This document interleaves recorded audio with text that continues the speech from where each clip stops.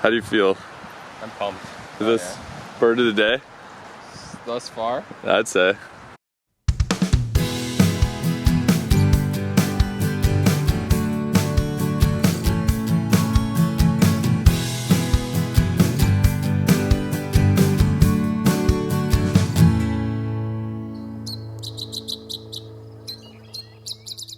In the world of birding, November is a season of transition. The last of the summer birds are departing, and a new set of species are incoming from their northern breeding grounds. Today, Rob and I are searching the western shore of Lake Michigan to try and find some early winter migrants. We're starting in the city of Milwaukee and working our way north. Our first stop, the beautiful Lakeshore State Park.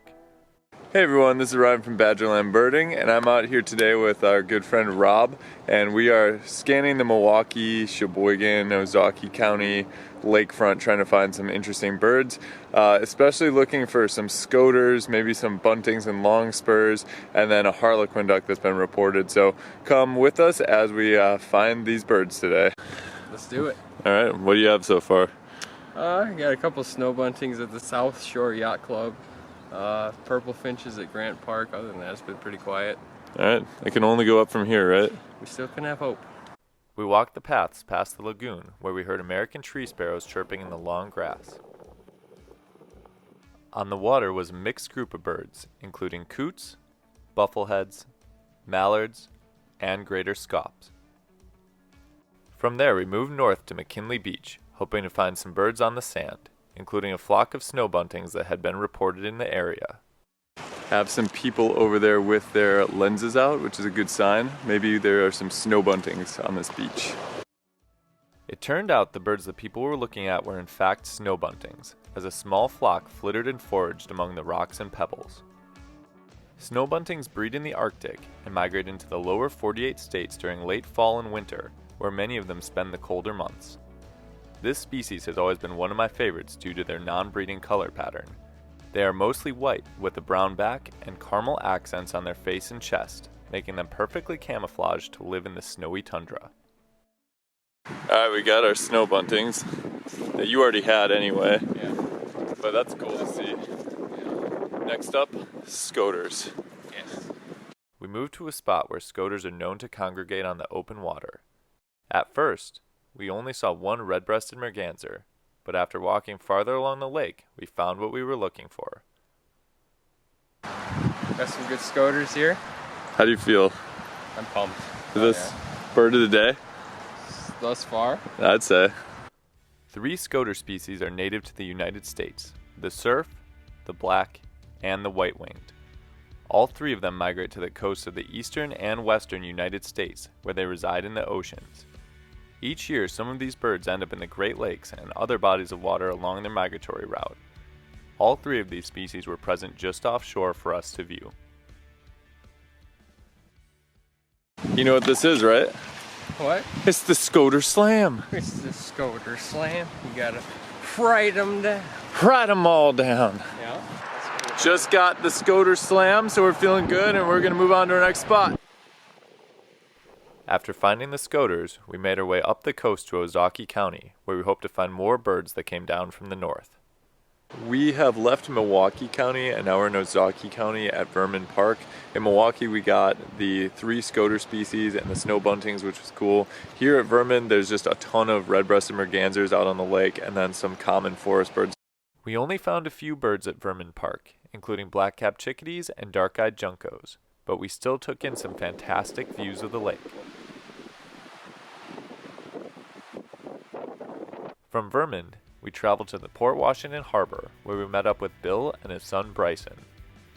We walked around the bird sanctuary at Coldock Park, where we found some flyover species, including Sandhill Cranes and 2 more snow buntings, which were a lifer for Bryson. Well, that's exciting. Snow bunting's a new one. That's a new one? Yeah, snow bunting. That's a life bird? Yeah, that's pretty darn cool. That's awesome. When we checked the harbor and marina, we found double-crested cormorant and a horned grebe, but our best sighting was outside the harbor walls, where we spotted a distant female longtail duck. The duck slowly drifted closer and closer, eventually coming within feet of us. We even got to see it climb out of the water. Whoa, it's on land. That's absurd. I've never seen that. Much like scoters, long-tailed ducks migrate to the coast and Great Lakes to spend the winter. Males are quite striking, with a white top of their head, brown and gray cheeks, white plumes covering their back, and of course their namesake long tail feathers.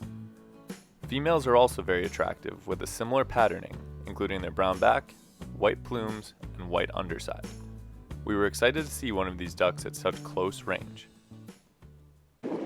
That was awesome. You could literally see it swimming under the water.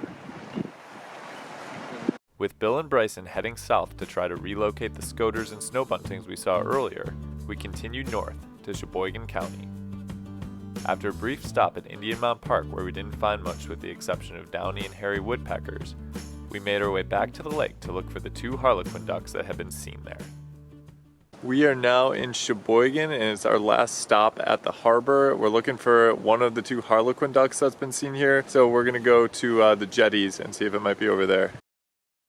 While we managed to find some of the usual suspects in the marina, including herring gulls, ring-billed gulls, mallards, and a coot, it was the open water near some old jetties that we had some luck.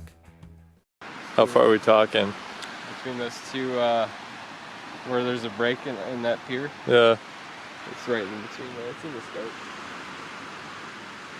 Oh yeah, he's... Man, that is a bright one though. Yeah. We have found the 2 Harlequin ducks and one is a beautiful male. There are a bunch of other birders here and we had a pretty solid day with ducks.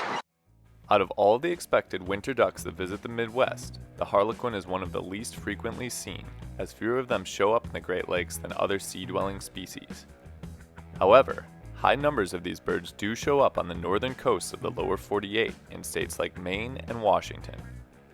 Harlequin ducks love rough and fast-moving water where they ride the waves. These 2 found a great place to hang out along with a flock of buffleheads and could potentially spend the winter in this location. Rob and I reflected on our day birding at the lake, viewing it as a test run for our upcoming first of the year trip. The later months can sometimes be a tough time to find different species, but today we were very successful. Well, in total it was a pretty solid day out by the lake. It's a little late in the year and we're both excited that we were able to get all of these winter ducks and we're looking forward to the first. And thanks for coming with, Rob. Oh yeah, no problem. Thanks for having me. We'll see you next time on Badgerland Birding.